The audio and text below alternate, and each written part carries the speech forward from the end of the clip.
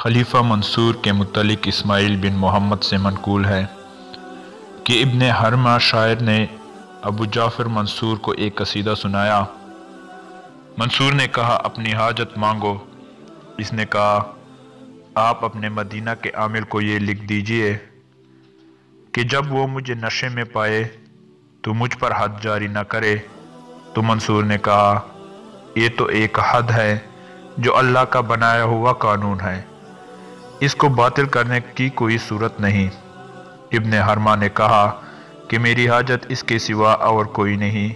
منصور نے کہا اچھا، ہم اپنے مدینہ کے عامل کو یہ لکھ دیتے ہیں کہ جو کوئی ابن حرمہ کو پکڑ کر لائے اور وہ نشے میں ہو تو ابن حرمہ کو 80 درے مارو، اور جو اس کو پکڑ کر لائے اس کو 100 درے مارو۔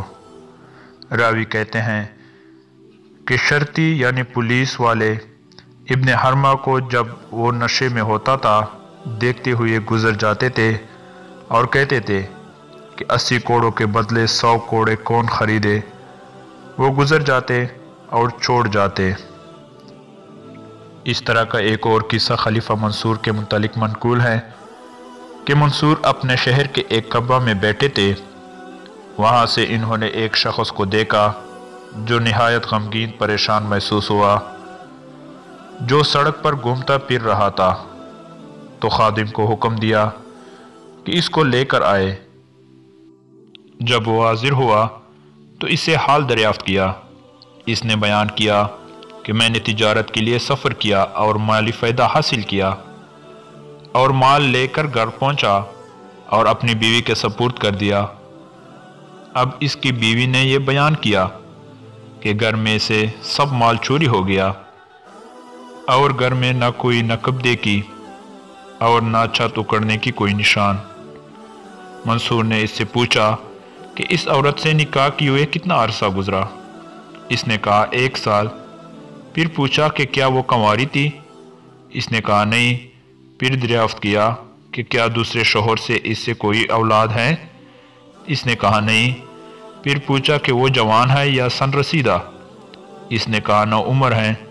پھر منصور نے ایک عطر کی شیشی منگوائی۔ یہ عطر عجیب و غریب تیز خوشبو تھا جو صرف منصور ہی کے لیے تیار کیا جاتا تھا۔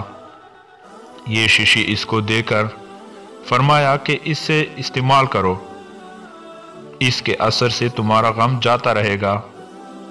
جب یہ شخص منصور کے پاس سے رخصت ہو گیا تو اپنے 4 معتمد ملازمین کو بلا کر یہ عطر سنگھایا اور حکم دیا کہ تم میں ہر ایک شہر کے ایک ایک دروازے پر جا کر گشت کرتا رہے، اور جو آنے جانے والا تمہارے قریب سے گزرے اور اس میں سے تم یہ خوشبو محسوس کرو، اس کو میرے پاس لے آؤ۔ وہ پریشان آدمی خلیفہ سے عطر کی شیشی لے کر اپنے گھر پہنچا اور وہ بیوی کو دی اور اس کو بتایا یہ مجھے امیر المومنین نے عطا فرمائی۔ اس نے سونگ کر آشنا کو بلا بھیجا اور اسی کو مال بھی دیا تھا اور اس سے کہا یہ خوشبو لگاؤ، یہ امیر المومنین نے میرے شوہر کو دی۔ اس نے استعمال کی اور شہر کے ایک دروازے سے گزرا۔ شخص اس دروازے کے پہرے پر تھا۔ اس نے خوشبو کو محسوس کر لیا اور اس کو پکڑ کر خلیفہ منصور کے پاس لے آیا۔ منصور نے اس شخص سے پوچھا کہ ایسی عجیب و غریب خوشبو تیرے پاس کہاں سے آئی؟ اس نے جواب دیا کہ میں نے اس کو خریدا تھا۔ منصور نے کہا کس سے خریدا؟ اب وہ شخص گھبرا گیا اور فضول بات کرنے لگا۔ تو منصور نے پولیس آفیسر کو طلب کیا اور اس سے کہا اس کو پکڑ کر اپنے پاس لے جاؤ اور یہ وہ چرائے ہوئے دینار جو اس قدر ہیں واپس کر دے، تو اس کو چھوڑ دینا تاکہ یہ چلا جائے جہاں اس کی مرضی ہو، اور اگر نہ دے تو اس کے بغیر ہم سے پوچھے 1000 کوڑے مارے جائیں۔ جب دونوں چلے گئے تو پھر آفیسر کو بلا کر سمجھایا کہ اس کو ڈراؤ اور تنہا رکھو، اور جب تک ہم سے حکم نہ لو کوڑے مت مارنا۔ چنانچہ وہ آفیسر اس کو پکڑ کر لایا اور اس نے سب سے الگ اس کو جیل خانے میں بند کر دیا۔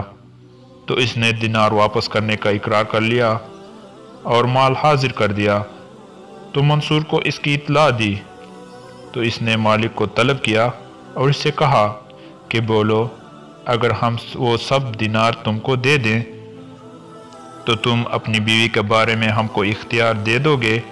اس نے عرض کیا ضرور۔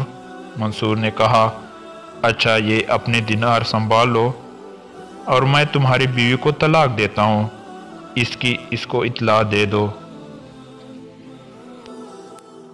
ابو عبداللہ کا بیان ہے کہ ایک مرتبہ ابو جعفر نے، یہ خلیفہ منصور کی کنیت ہیں، یزید بن ابی اسید سے تخلیہ کیا اور کہا اے یزید، ابو مسلم کے قتل کے بارے میں تمہاری کیا رائے ہے؟ یزید نے جواب دیا کہ میری رائے یہ ہے کہ آپ اس کو ضرور قتل کر دیں اور پھر شکرانے میں ایک اونٹ ذبح کریں۔ خدا کی قسم خالص آپ کی حکومت قائم نہیں ہو سکتی اور آپ پرمسرت زندگی نہیں بسر کر سکتے جب تک یہ شخص باقی ہے۔ یزید بن ابی اسید کہتے ہیں کہ یہ سن کر اس قدر تیور بدل لیے کہ میں نے خیال کیا کہ یہ ابھی مجھ پر حملہ کر ڈالے گا، پھر بولے خدا تیری زبان کاٹ دے اور تجھ پر تیرے دشمن مسلط کرے، تو مجھے ایسے شخص کے قتل کا مشورہ دیتا ہے جس نے سب سے زیادہ ہماری ہمدردی کی ہے اور ہمارے دشمن پر اس سب سے زیادہ باری ہے۔ خدا کی قسم اگر تیری سابقہ خدمات کا خیال نہ ہوتا اور نیز یہ کہ میں اس بات کو تیری خوشگپیاں سمجھ رہا ہوں جو تیرے گردن جدا کر دیتا، کڑا ہو جا، تجھے خدا کڑا ہونے سے کے قابل نہ کرے۔ یہ کہتے ہیں کہ میں اٹھ گیا اور میرے آنکھوں پر اندھیرا چھا گیا۔